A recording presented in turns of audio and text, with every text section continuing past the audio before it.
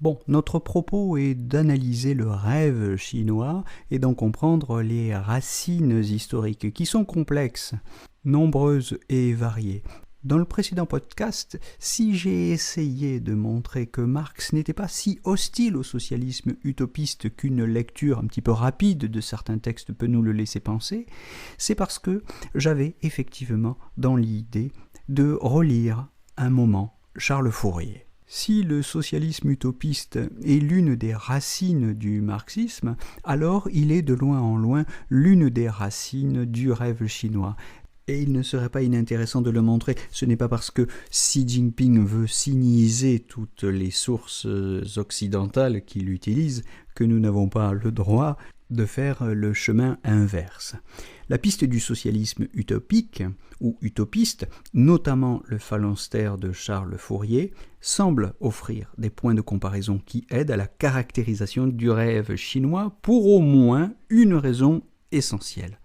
C'est que les deux projets réalisent un rêve dont le principe est une idée de l'harmonie, entendue comme un équilibre dialectique des contraires. Et ça, c'est Paul Ricoeur qui nous le dit et qui le souligne, tout au moins dans son analyse, non pas de Xi Jinping évidemment, mais de Charles Fourier. Paul Ricoeur rappelle en effet que selon Engels, Fourier manie, je le cite, Fourier manie la méthode dialectique avec la même maîtrise que Hegel.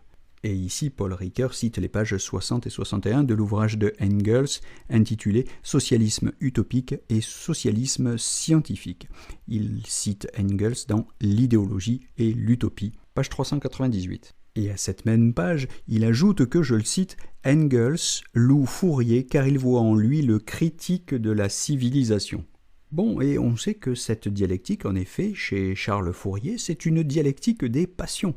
Le caractère poétique ou farfelu de la liste qu'il en a donnée, d'ailleurs, n'a d'égal que les moyens par lesquels il a pensé les révolutionner, selon le mot de Ricoeur. Alors je me permets de dire par parenthèse que sous cette question des moyens farfelus, on pense évidemment aux différentes pratiques du cocufiage décrites dans Le Nouveau Monde amoureux, et justifié par le projet de libérer le corps des femmes de la domination masculine.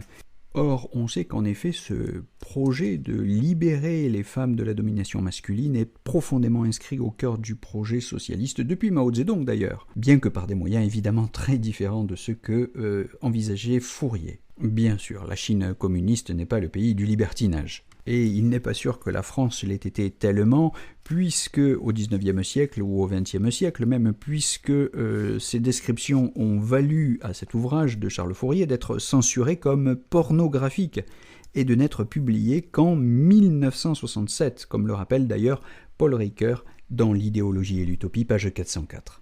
Mais au-delà de ces moyens parfois farfelus chez Charles Fourier, il faut bien le reconnaître, il y a un sérieux. Le sérieux de l'ambition fouriériste, c'est de connaître scientifiquement et de combiner efficacement les passions, selon un projet original qui remonte au-delà de Spinoza jusqu'à Hobbes, comme le fait remarquer Paul Ricoeur lui-même.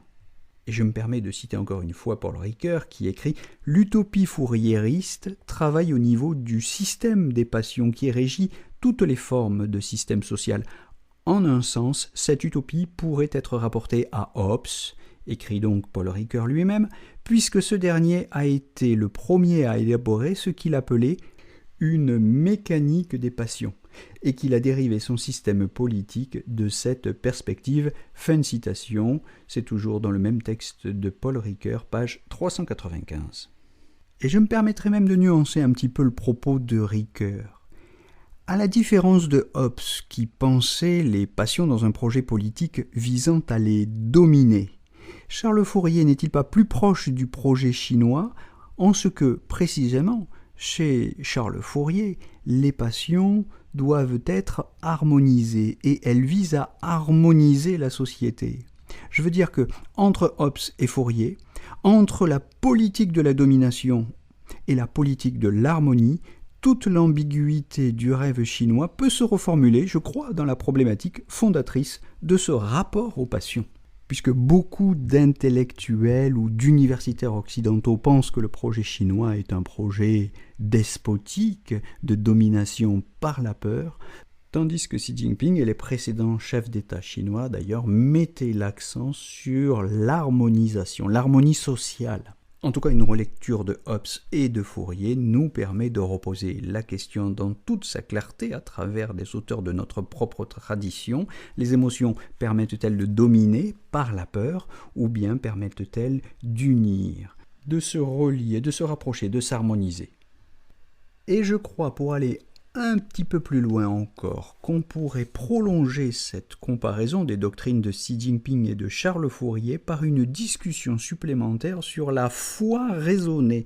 Je cite le concept fouriériste que discute Paul Ricoeur lui-même à la page 404 de l'idéologie et de l'utopie, puisque, je cite Paul Ricoeur, la composante religieuse de l'utopie traverse en tout cas massivement l'œuvre de Charles Fourier. C'est ce qu'écrit Paul Ricoeur à la page 401.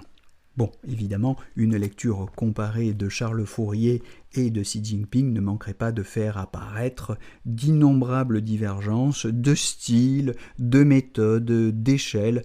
Évidemment, et je ne vais pas pousser ce jeu trop loin, mais l'amplification du rêve chinois de Xi par le motif de l'utopie phalanstérienne de Fourier, selon la méthode jungienne de l'amplification, me permet de poser le cadre d'une rationalité congruente aux deux doctrines. Je crois que ce cadre est celui d'une intention essentielle, commune aux utopies socialistes qui veulent harmoniser dialectiquement la diversité du monde. Donc le mot à retenir, je crois, c'est essentiellement l'harmonie. Une harmonie poétique qui vibre d'émotions, à consonance religieuse, à consonance cosmique, même si, je suis d'accord, cette vibration ne sera pas partagée par tous les auditeurs ou par tous les auditoires de Xi Jinping sous toutes les latitudes. Je pense évidemment à l'auditoire des intellectuels libéraux occidentaux. Bien, mais je vous invite quand même à continuer cette analyse sur les racines du rêve chinois et je vous propose de nous retrouver très vite pour parler des racines poétiques chinoises de ce concept de rêve. En vous souhaitant une belle journée et à très vite.